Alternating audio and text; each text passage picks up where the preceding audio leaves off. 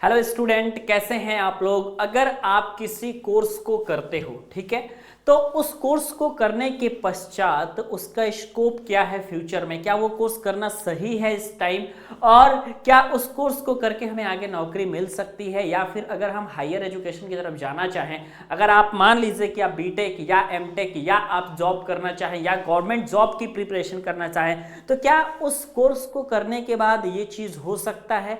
इस बात की जानकारी आज हम इस वीडियो में देंगे, ठीक है, क्योंकि बहुत सारे लोग, बहुत सारे स्टूडेंट्स कंफ्यूज हैं इस बात को लेकर के कि सर हम किस तरीके से अपनी तैयारी करें ताकि हमारा परफॉर्मेंस बेहतर हो, और क्या पॉलिटेक्निक जो 2024 में हम लोग कर रहे हैं उसका स्कोप कितना है, या फिर जो पिछले वाले बच्चे किए हैं उनके स्कोप क्या रहा है, क्या नौकरी मिल जाती है या फिर किसी प्रकार की दिक्कत आती है। तो सारी बातें आज के इस वीडियो के माध्यम से हम डिस्कस करेंगे। सबसे पहली बात आप समझिए कि पॉलिटेक्निक जो कोर्स है आप लोगों का, अगर ये कोर्स आप करते हैं तो इसमें आप लोगों का 3 साल का समय लगता है, और अगर आप लेटरल एंट्री से इसी सेम कोर्स को करते हैं तो आपका 2 साल का समय लगता है। डिग्री में किसी प्रकार का अंतर नहीं है, डिग्री में किसी प्रकार की आपको दिक्कत समझ में नहीं आएगी, ठीक है।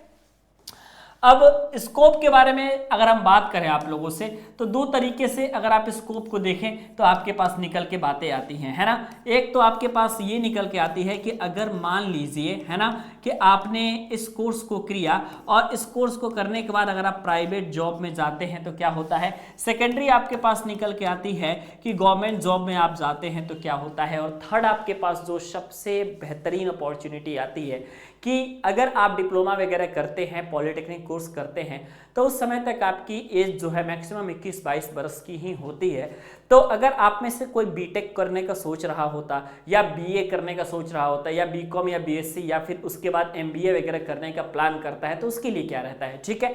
सबसे पहले हम बात करेंगे आप लोगों के हायर एजुकेशन के बारे में, क्योंकि हायर एजुकेशन जरूरी है। डिप्लोमा के बाद आप बीटेक का कोर्स कर सकते हैं। आमतौर पर बीटेक का कोर्स 4 साल का होता है, लेकिन डिप्लोमा के बाद ये कोर्स सिर्फ और सिर्फ आपका बन के आता है 3 साल का, ठीक है। तो पहली बिग अपॉर्चुनिटी यहीं पे आपके पास निकल के आती है। पहले 4 साल का कोर्स होता था, अब 3 साल का हो गया, क्योंकि ये आफ्टर डिप्लोमा का कोर्स है, ठीक है। आफ्टर डिप्लोमा का जो कोर्स होगा वो आपका ओनली एंड ओनली आपके पास 3 साल का कोर्स निकल के आएगा, ठीक है। समझ में आ गया। अब सवाल ये आता है कि सर प्राइवेट जॉब में इसका क्या स्कोप है और गवर्नमेंट जॉब में क्या स्कोप है, ठीक है। अब नई भर्ती प्रक्रिया के अनुसार सबसे पहले हम बात करेंगे आपके स्कोप के बारे में, और वो भी गवर्नमेंट जॉब की, ठीक है। गवर्नमेंट जॉब में अगर आप स्कोप के बारे में बात करोगे तो आपके पास जूनियर इंजीनियर का सबसे बेस्ट ऑप्शन रहता है ना। इसके अलावा लोको पायलट का आपके पास बेस्ट ऑप्शन रहता है। इसके अलावा टेक्नीशियन का आपके पास बेस्ट ऑप्शन रहता है ना। इसके अलावा आपके पास जितने डिप्लोमा कैटेगरी की जॉब होती है सब में आप अप्लाई करते हो, है ना।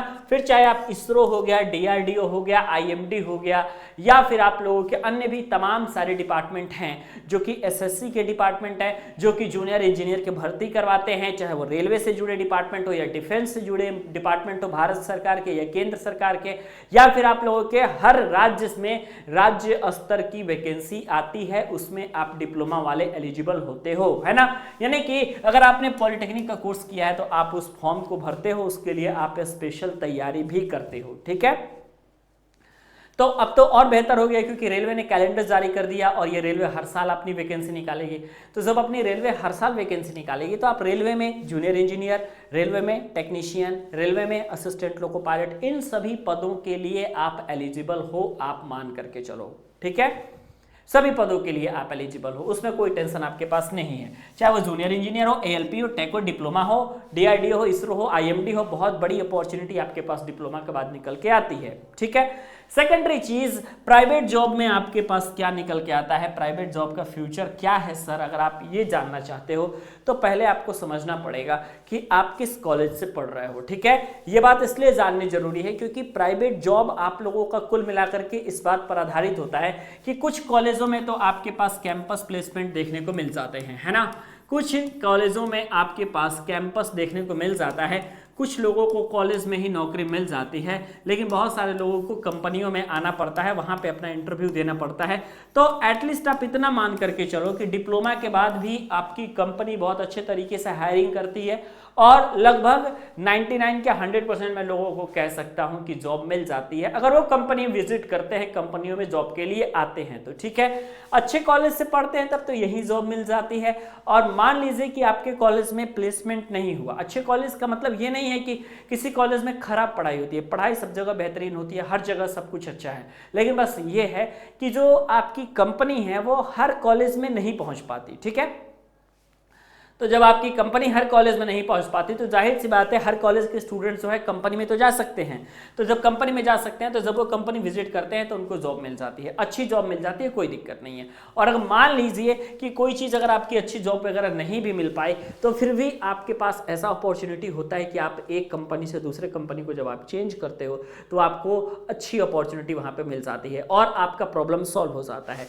तो private as well as government दोनों सेक्टर में आपके पास अच्छा खासा स्कोप होता है और फ्यूचर स्टडी भी अगर आप करना चाहते हैं तो भी आपके लिए बहुत अच्छा खासा स्कोप रहता है। तीनों जगह आप एप्लीकेबल हो तो आप आंख मूंद के बिना किसी प्रेशर के, बिना किसी टेंशन के आप इस कोर्स को करो।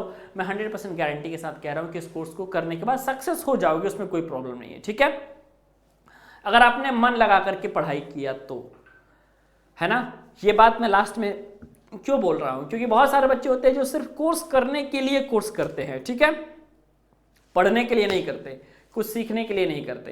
तो अगर आप ऐसे स्टूडेंट्स में से हो तो जाहिर सी बात है कि समस्या तो होगी यार। ठीक है, तो मुझे उम्मीद है वीडियो ये आपको समझ में जरूर आई होगी। अगर आपको ये वीडियो समझ में आती है तो वीडियो को लाइक जरूर कीजिएगा, चैनल को सब्सक्राइब करिएगा। ठीक है, अपने दोस्तों के पास में इस वीडियो को जरूर भेजिएगा ताकि ज़्यादा से ज़्यादा लोगों को इसके बारे में जानकारी हो सके।